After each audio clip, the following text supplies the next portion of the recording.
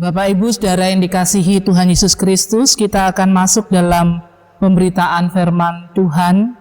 Namun sebelumnya mari kita berdoa, mohon bimbingan Roh Kudus. Mari kita berdoa. Bapa Surgawi, Bapa yang kami puji, kami muliakan di dalam Tuhan Yesus Kristus. Kami bersyukur jika pada saat ini kami boleh kembali bersama bersekutu di tengah keluarga kami masing-masing. Kami mensyukuri kasih dan kebaikan Tuhan yang terus nyata. Dalam persekutuan saat ini, kami juga membuka hati kami untuk menerima kebenaran firman-Mu. Layakkan dan sucikan kami Tuhan, penuhi kami dengan kuasa Roh-Mu yang kudus, agar ketika kebenaran firman-Mu dinyatakan bagi kami semua, kami dapat mengerti dan memahaminya. Dan biarlah dengan pertolongan Roh Kudus Tuhan, kami juga dapat melakukan firman-Mu itu dalam kehidupan kami sehari-hari. Dalam nama Tuhan Yesus Kristus, kami sudah berdoa. Amin. Jemaat, silahkan berdiri untuk mendengar firman Tuhan dari Alkitab. Haleluya.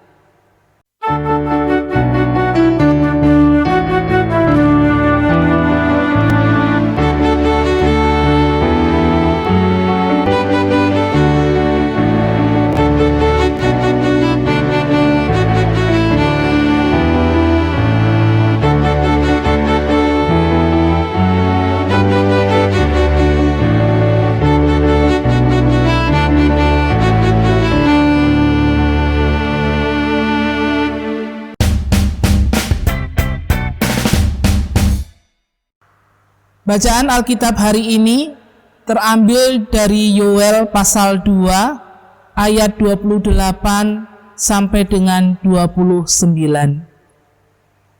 Yoel pasal 2 ayat 28 sampai dengan 29 yang menyatakan, kemudian daripada itu akan terjadi bahwa aku akan mencurahkan rohku ke atas semua manusia.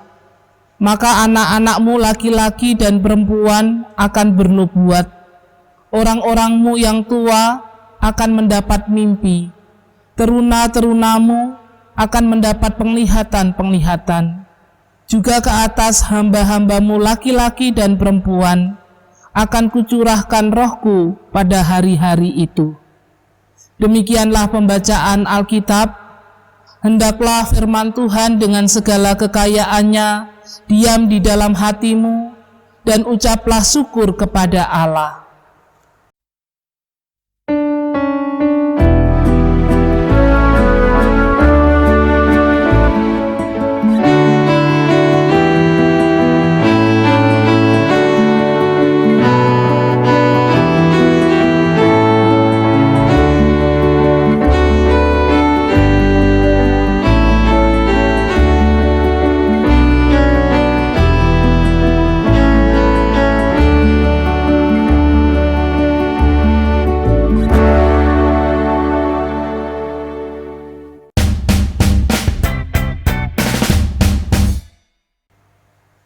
Bapak, Ibu, Saudara yang dikasihi Tuhan Yesus Kristus, pada saat ini kita masih bergumul dengan virus COVID-19 yang belum berakhir.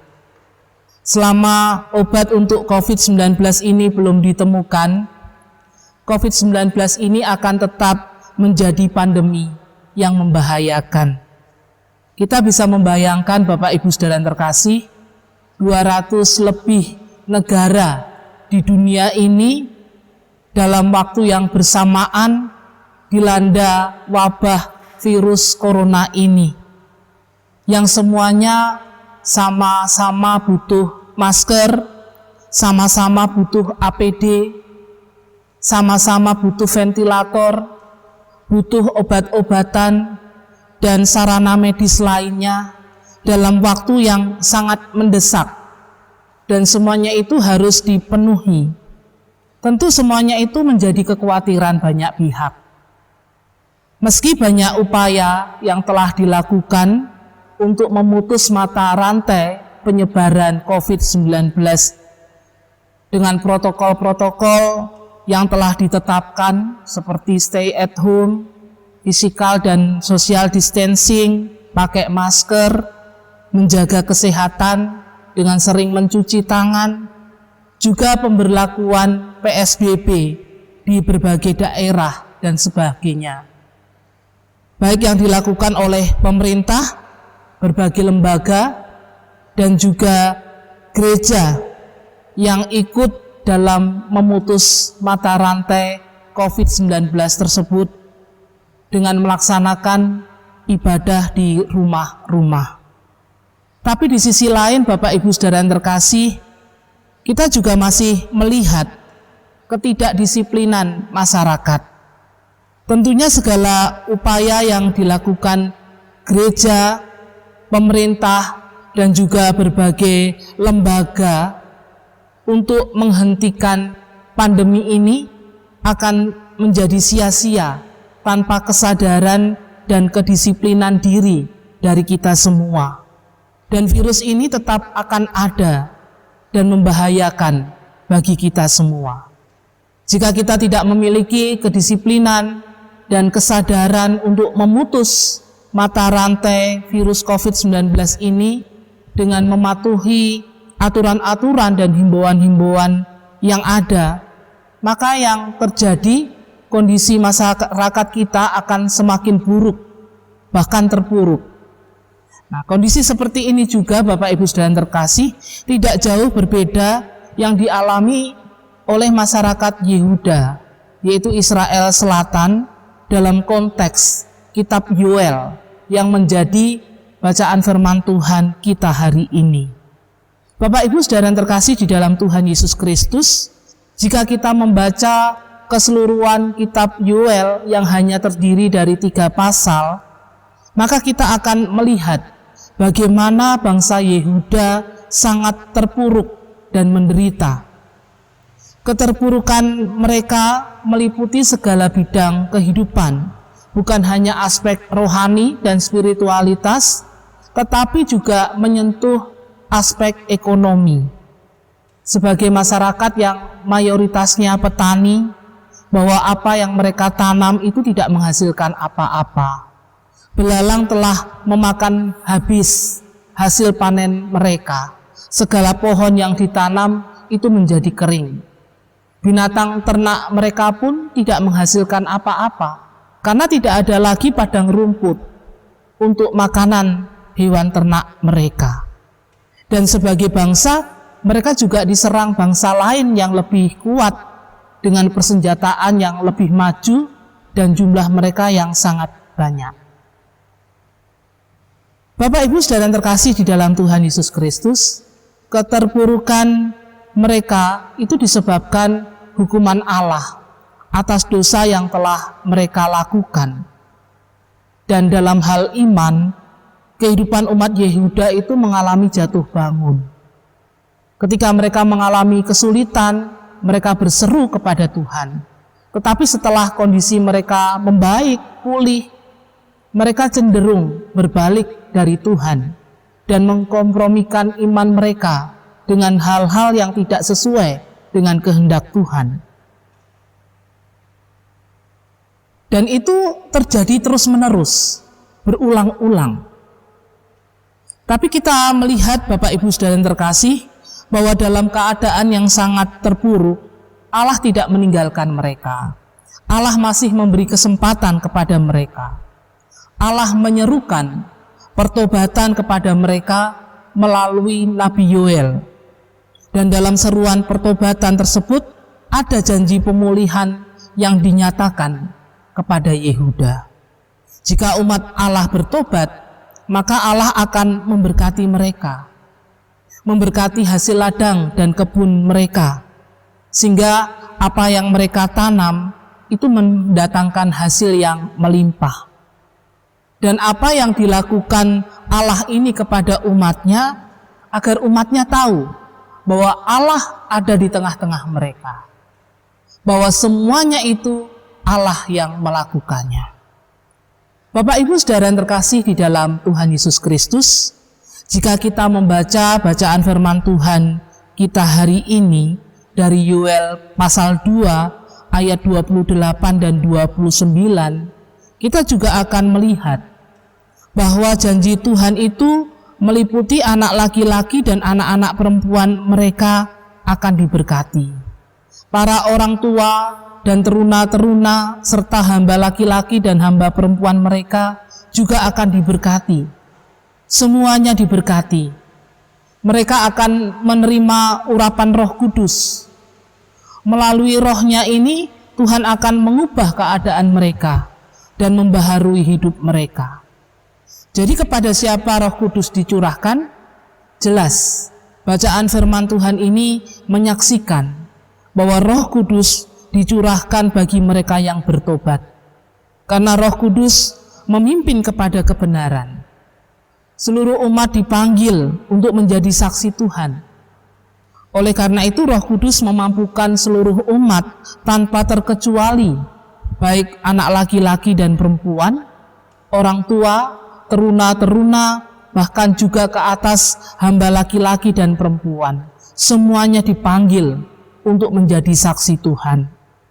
Bapak Ibu Saudara yang terkasih di dalam Tuhan Yesus Kristus, sesuai dengan kesaksian firman Tuhan hari ini, kita semua adalah orang-orang yang telah menerima kuasa Roh Kudus di dalam Tuhan Yesus Kristus, supaya Ia dapat mengubahkan diri kita yang berpusat pada diri sendiri menjadi hidup yang menghasilkan kasih, yaitu hidup yang dipenuhi oleh Kristus. Itu artinya bagaimana kita hidup di dalam roh. Roh Allah mampu mengubahkan kehidupan kita yang berdosa ini menjadi kehidupan yang dikehendaki Tuhan. Sebaliknya, manusia yang tidak hidup oleh roh, yaitu mereka yang menyerah pada kehendak daging, Galatia 5 menyaksikan bahwa manusia yang mengikuti kehendak daging merusak hubungan yang dimilikinya, baik hubungan dengan dirinya sendiri, dengan sesama, maupun dengan Tuhan. Oleh karena itu, Roh Kudus yang dicurahkan kepada kita itu merupakan anugerah Allah. Dan untuk memperoleh anugerah Allah tersebut, Bapak Ibu Saudara yang terkasih, orang harus bertobat dan percaya Injil. Orang harus meninggalkan kehidupan lama yang dikuasai dosa dan memberi diri dibaharui oleh Roh Kudus dengan percaya dan melakukan firman Tuhan dalam kehidupan sehari-hari. Dan janji Tuhan akan pencurahan Roh Kudus ini bukan hanya untuk orang-orang Yahudi saja, tetapi semua manusia tanpa terbatas pada status sosial dan usia. Dalam kitab Yoel, janji Tuhan ini merupakan mukjizat berkenaan dengan hari Tuhan yang akan datang. Bapak Ibu Saudara yang terkasih di dalam Tuhan Yesus Kristus, hari Tuhan memang dahsyat dan mengerikan bagi orang-orang yang belum bertobat. Tapi bagi orang yang sudah bertobat, hari Tuhan adalah hari yang membawa sukacita. Karena Roh Kudus dicurahkan. Roh Kudus menunjuk pada kuasa yang diberikan Tuhan kepada orang-orang yang berseru kepadanya dan kepada setiap orang yang dipanggil oleh Tuhan. Dalam perjanjian lama, hari Tuhan menunjuk kepada suatu waktu di mana di masa depan Tuhan itu akan menghukum bukan hanya musuh-musuh umatnya, tapi juga bagi umat Tuhan sendiri yang tidak bertobat. Sebaliknya Tuhan akan mendatangkan berkat bagi umatnya yang bertobat. Sedangkan dalam perjanjian baru, hari Tuhan dihubungkan dengan kedatangan kembali Tuhan Yesus Kristus. Bahwa Kristus akan datang kembali ke dunia ini untuk menghakimi orang yang hidup dan yang mati. Dia akan datang sebagai hakim, sebagai raja. Dan dalam kedatangannya kembali, Kristus akan menyatakan kemuliaannya dan akan mengumpulkan umatnya, umat kepunyaannya. Dan kapan hari Tuhan itu terjadi, tidak ada seorang pun yang mengetahuinya. Tapi kita yakin Bapak Ibu Saudara yang terkasih, bahwa peristiwa itu pasti akan terjadi sesuai dengan firman-Nya. Bapak Ibu Saudara yang terkasih di dalam Tuhan Yesus Kristus, lalu apa yang harus kita lakukan dalam menunggu hari Tuhan tersebut? Firman Tuhan mengatakan, berjaga-jagalah dan tetaplah berdoa. Artinya, di tengah kesibukan pekerjaan kita dan di berbagai aktivitas hidup yang kita jalani, serta di dalam setiap pergumulan, jangan sampai kita terlena. Jangan sampai kita lalai dan mengabaikan hubungan kita dengan Tuhan. Karena dalam situasi kita sedang berjalan menuju datangnya hari Tuhan, di mana Tuhan akan menghukum setiap manusia menurut perbuatannya, apa yang ditabur orang itu juga yang akan dituainya. Dan kita harus menyadari, Bapak Ibu Saudara yang terkasih, bahwa menjelang hari Tuhan itu datang, tantangan dan pergumulan itu semakin berat. Kesusahan hidup semakin melanda kehidupan kita manusia di dunia ini. Dan melalui Nabi Yoel, dalam bacaan firman Tuhan hari ini, Bapak Ibu Saudara yang terkasih, menunjukkan kepada kita semua bahwa hanya Allah sendiri yang bisa menolong kita untuk hal itu. Allah sendiri yang akan memulihkan dan membaharui kehidupan kita umat-Nya melalui kuasa Roh Kudus. Dan janji Tuhan ini berlaku bagi umat-Nya yang bertobat, yaitu umat yang hidup dalam persekutuan atau dalam relasi yang benar dengan Tuhan. Umat yang senantiasa mencari Tuhan dalam kehidupannya. Bapak Ibu Saudara yang terkasih di dalam Tuhan Yesus Kristus, saat ini ketika kita menghadapi pandemi COVID-19, kuasa Tuhan lewat Roh Kudus juga kita perlukan. Kita pun harus tetap berjaga-jaga dan berdoa. 3 bulan sudah virus COVID-19 ini melanda kehidupan kita semua. 3 bulan sudah kita harus stay at home, pakai masker, sering mencuci tangan, social dan physical distancing, semua aktivitas, bahkan pekerjaan kita lakukan di rumah dan dari rumah. Termasuk kita juga masih beribadah di rumah kita masing-masing. Tentu kita semua bertanya, sampai kapan semuanya ini berakhir? Karena di sisi lain, Bapak Ibu Saudara yang terkasih, ya, kita masih mendapati bahwa masyarakat yang terpapar virus COVID-19 ini masih banyak, bahkan meningkat. Contohnya di Surabaya sendiri. Artinya virus ini masih ada dan belum berakhir.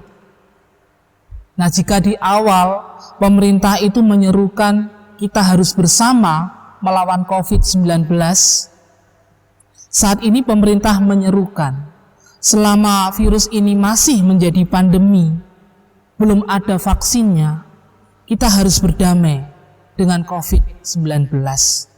Artinya dengan kondisi yang ada saat ini, kita tidak bisa terus-menerus mengurung diri kita untuk terus di rumah.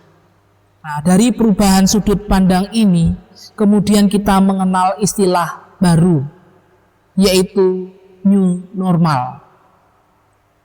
Pemerintah sendiri sudah mempersiapkan segala sesuatunya, yaitu protokol-protokol, ketentuan-ketentuan untuk kondisi new normal tersebut. Artinya, kita yang sebelumnya dihimbau untuk stay at home atau di rumah saja, sekarang masyarakat diperbolehkan melakukan segala aktivitas seperti biasa, tetapi tetap dengan memperhatikan ketentuan-ketentuan dan protokol-protokol kesehatan yang telah ditetapkan, seperti memakai masker, sering mencuci tangan, jaga jarak, baik pribadi maupun sosial, jadi tidak lagi jabat tangan, kemudian menjaga kesehatan dan kebersihan dan sebagainya. Semuanya itu akan menjadi kebiasaan baru yang harus kita lakukan dalam new normal nanti. Karena tetap disadari bahwa virus ini masih ada dan belum ditemukan vaksinnya. Tapi jujur Bapak Ibu Saudara yang terkasih, mungkin ada kekhawatiran kita juga ketika kita melihat masih banyaknya ketidakdisiplinan masyarakat dan kurangnya kesadaran masyarakat untuk memutus mata rantai penyebaran COVID-19 ini. Jangan sampai new normal yang akan diberlakukan ini justru menimbulkan new indisiplin. Artinya menimbulkan ketidakdisiplinan yang baru. Oleh karena itu, tugas kita sebagai orang Kristen, kita harus menjadi pelopor dan teladan dalam berbagai upaya untuk memutus penularan virus yang mematikan ini. Sebagai orang yang percaya Kristus, kita adalah orang-orang yang dianugerahi kuasa Roh Kudus. Roh Kudus membuat kita semakin beriman, Bapak Ibu Saudara yang terkasih, di tengah-tengah pandemi COVID-19 ini. Biarlah kita tetap percaya dalam kondisi dan situasi yang sulit seperti saat ini, Allah tidak meninggalkan kita, anak-anaknya. Allah akan memulihkan keadaan kita saat ini. Kita tetap percaya bahwa Allah tetap bekerja dengan kuasanya untuk mendatangkan kebaikan-kebaikan bagi kita. Orang-orang yang berharap hanya kepadanya dan taat melakukan kehendak-Nya. Roh Kudus juga membuat kita untuk semakin berhikmat, untuk dapat membedakan mana yang baik dan mana yang tidak, sehingga kita tetap dimampukan untuk menemukan jalan keluar yang baik, jalan keluar yang benar di tengah-tengah kondisi dan situasi yang sulit seperti sekarang ini. Roh Kudus juga memampukan kita untuk dapat berbuat sesuatu di tengah-tengah pandemik ini, untuk mengupayakan hal-hal yang baik, bukan hanya untuk keselamatan diri kita sendiri, Bapak Ibu Saudara yang terkasih, tetapi juga untuk keselamatan bersama. Oleh karena itu, kita tetap harus mendukung upaya pemerintah, bahkan harus bergandengan tangan dengan seluruh elemen masyarakat untuk menghentikan pandemik virus COVID-19 ini. Oleh karena itu, sekali lagi, dalam menghadapi pandemi COVID-19 ini, kuasa Tuhan lewat Roh Kudus sangat-sangat kita perlukan. Karena Roh Kudus akan menolong kita, Roh Kudus akan menguatkan kita dan memampukan kita menghadapi dan melewati masa-masa sulit pandemi ini. Dan sebagai orang yang percaya Kristus, Bapak Ibu Saudara yang terkasih, kita harus bersyukur bahwa Roh Kudus dicurahkan kepada kita sebagai anugerah. Oleh karena itu, kita juga harus selalu memelihara Roh Kudus dalam seluruh keberadaan hidup kita, melalui persekutuan hidup yang kita bangun secara intim terus-menerus dengan Tuhan dan melakukan kehendak-Nya. Agar dalam segala hal, dalam suka duka kehidupan kita, kita tetap dituntun dalam seluruh kebenaran Allah. Selamat merayakan hari Pentakosta, hari turunnya Roh Kudus. Tuhan Yesus memberkati kita semua dengan firman-Nya. Amin. Mari kita bersaat teduh.